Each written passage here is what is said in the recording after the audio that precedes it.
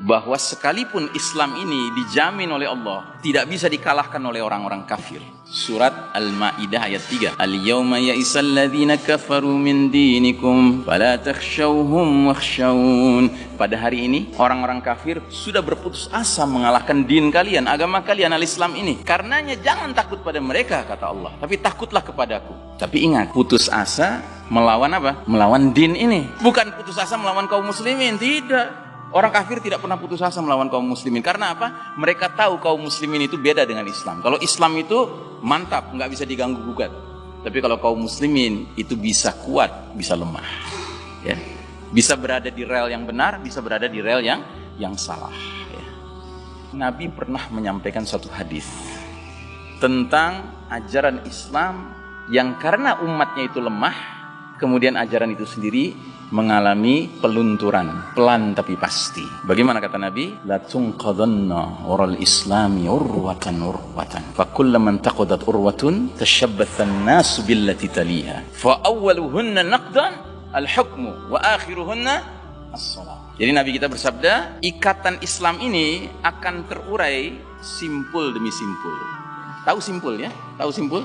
Simpul tali. Nabi menggambarkan Islam ini seperti kumpulan ikatan yang sudah mantap, tapi dia bisa terurai. Dan kalau dia terurai itu simpul demi simpul, satu demi satu. Setiap satu simpul terurai, manusia bergelayutan pada simpul berikutnya. Itu terurai, simpul berikutnya. Itu terurai, simpul berikutnya. Nah, urutannya bagaimana? Yang paling awal akan terurai adalah urusan hukum, dan yang paling akhir terurai adalah urusan salat. Nah, semenjak runtuhnya tatanan Islam, sistem iman dan tauhid tahun 1342 Hijriah, persis 100 tahun dari kita sekarang pakai kalender Hijriah, apa yang terjadi? Di negeri-negeri kaum muslimin yang paling awal berubah adalah hukum. Tadinya hukum Allah yang berlaku, mulai hukum sekuler yang berlaku. Dan yang lebih menyakitkan, hukum yang berlaku seringkali adalah hukum mantan penjajahnya.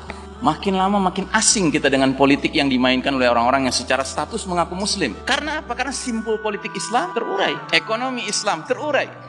Bahkan di negeri muslim diperkenalkan ekonomi ribawi, ya, musuhnya Allah dan Rasulnya, berperang dengan Allah dan Rasulnya. Terus pelan, simpul demi simpul lepas, ya. Kemudian simpul budaya, seperti antum kalau menikmati hiburan berkuda, itu kan ingat Nabi, ingat para sahabat, ya kan, itu zikrullah, mengingat Allah, mengingat jihad fisabilillah. Terus simpul budaya lepas, simpul pendidikan lepas, ya. Pendidikan sekarang sudah bukan pendidikan Islam, pendidikan sekuler. Terus satu demi satu, simpul medis terlepas, ya. Bahwasanya wa idza maridtu fahuwa yashfi. Kalau aku sakit, Allah yang menyembuhkan. Sehingga kalau pasiennya sembuh, tidak ada tabib yang begini, aku yang menyembuhkan, tidak ada. Dia kembalikan kepada Allah. Dan tidak ada pasien dulu yang menganggap tabib itu segala-galanya. Tidak. Dia tahu tabib cuma berupaya saja.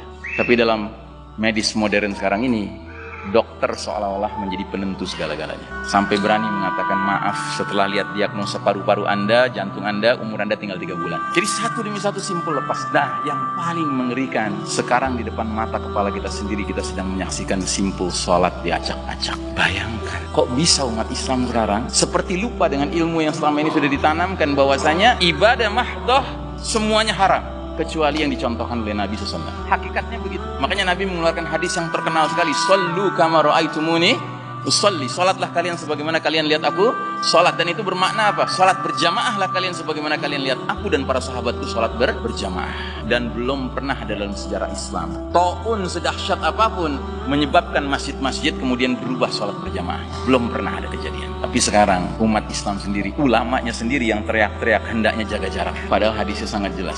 Tutuplah celah-celah di antara kalian. Celah-celah itu menjadi tempat bercokolnya siapa? Syaitan. Furujatin lisyaitan, ya. Menjadi tempat syaitan. Jadi sekarang masjid-masjid itu menyediakan tempat dikasih tanda syaitan di mana posisinya. Ya toh? Dan Nabi pernah sholat, sahabat berjarak sedikit saja. Setelah itu Nabi bilang, aku tadi lihat ada anak domba, syaitan anak domba di celah kalian. Sekarang celahnya besar, bukan anak domba lagi, sekeluarga domba hadir di situ. Suami, istri, anak, mertua, mantu, cucu, semuanya hadir.